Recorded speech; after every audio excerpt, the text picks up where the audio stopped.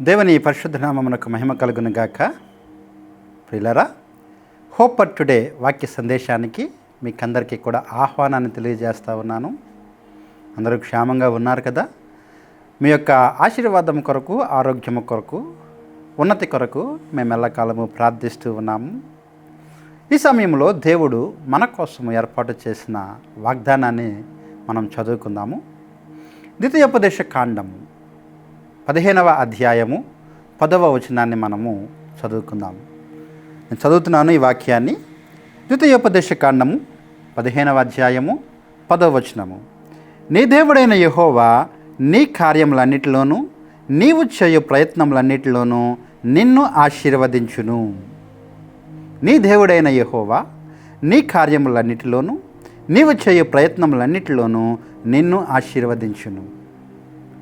మోషే ఈ మాటలు ఇశ్రాయేలీలతో మాట్లాడుతూ, మీరు వాగ్దాన దేశంలోనికి ప్రవేశించిన తర్వాత, స్థిరపడిన తర్వాత మీరు అనేక కార్యములను చేయపూనుకుంటారు.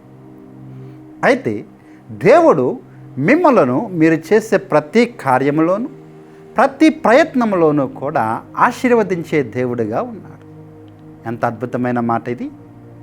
మనం తలపెట్టిన ప్రతి కార్యము, ప్రతి ప్రయత్నము కూడా దేవుని ఆశీర్వాదాన్ని పొందుకోవాలి.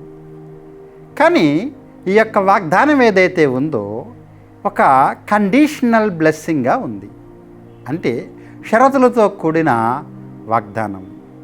దాని ముందు వాక్య భాగంలో ఆయన చెబుతారు, మీ దేశంలో ఉన్న పేదలను జ్ఞాపకం చేసుకొని వారికి సహకరించినట్లయితే, వారికి సహాయం చేసినట్లయితే దేవుడు మిమ్మలను మీ కార్యములలో, మీ ప్రయత్నములలో ఆశీర్వదించును. అవును ప్రియులారా, దేవుని యొక్క ఆశీర్వాదాన్ని మనం స్వాధీనం చేసుకోవాలి, స్వతంత్రించుకోవాలి అని అన్నట్లయితే ఆయన ఇచ్చిన షరతును కూడా మనము నెరవేర్చాల్సి ఉంది. ఇక్కడ మోషే వారికి చెప్పిన షరతు ఏమిటి అంటే, ఇదిగో మీ దేశంలో ఎవరైనా పేదవారు ఉన్నట్లయితే వారికి సహకరించాలి. మన చుట్టూ అనేక మంది మన సహాయం పొందదగిన వారు ఉంటారు. అన్ని వేళలా సహాయం అనేది డబ్బు విషయమే కానక్కర్లేదు. కొన్నిసార్లు మన యొక్క మాట, మన యొక్క ప్రార్థన, మన యొక్క సహాయము వారికి రకరకాల రూపాలలో అవసరమవుతూ ఉంటుంది. కాబట్టి ఈ సమయంలో మీరు ఈ వాగ్దానాన్ని స్వతంత్రించుకోవాలి అని అంటే, దేవుడిచ్చిన షరతు ప్రకారము మన అవసరత ఎవరికైతే ఉందో, మన యొక్క సహాయము ఎవరికైతే కావాల్సి ఉందో వారికి సహకరించినట్లయితే మనం చేసే కార్యాలలో, ప్రయత్నాలలో దేవుని ఆశీర్వాదాన్ని మనము తప్పక పొందుకుంటాం. అవును ప్రియులారా, ఈ ఆశీర్వాదము చాలా గొప్పది. ఎందుకంటే మనం చేసే ప్రతి కార్యము సఫలం అవ్వాలి, అందులో ఆశీర్వాదం ఉండాలి అంటే అది దేవుడు మాత్రమే చేయాలి. చాలా ప్రయత్నాలు చేసి మనం ఓడిపోతూ ఉంటాం, విఫలమైపోతూ ఉంటాం. అయితే దేవుని ఆశీర్వాదం ఉన్నట్లయితే దేవుని ఆశీర్వాదం ఐశ్వర్యం ఇస్తూ ఉందని వాక్యం చెలవిస్తూ ఉంది. దేవుని ఆశీర్వాదం మనల్ని విజయం వైపుకి నడిపిస్తుంది. దేవుని ఆశీర్వాదం మనల్ని విజయం వైపుకి నడిపిస్తుంది. కాబట్టి ఈ సమయంలో దేవుడు చెప్పిన ఆ ఆజ్ఞను మీరు నెరవేర్చి ఆశీర్వాదాన్ని పొందుకోవాలి.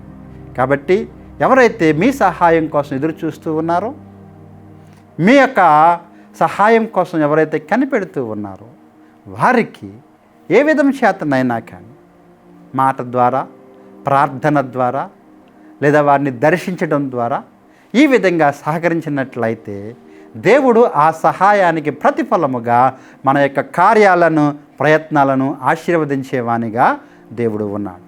కాబట్టి మీరు ఎవరికైతే సహకరించాల్సి ఉందో సహకరించి, పేదలను జ్ఞాపకం చేసుకుని, అవసరతలు ఉన్న వారి కోసం ప్రార్థించి వారికి చేయాల్సిన సహకారం చేసినట్లయితే దేవుడు మిమ్మల్ని తప్పక ఆశీర్వదించును. మీకోసం నేను ప్రార్థన చేస్తూ ఉన్నాను.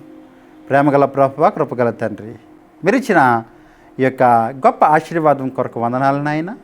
అయితే అది ఆజ్ఞాపూర్వక ఆశీర్వాదంగా ఉంది.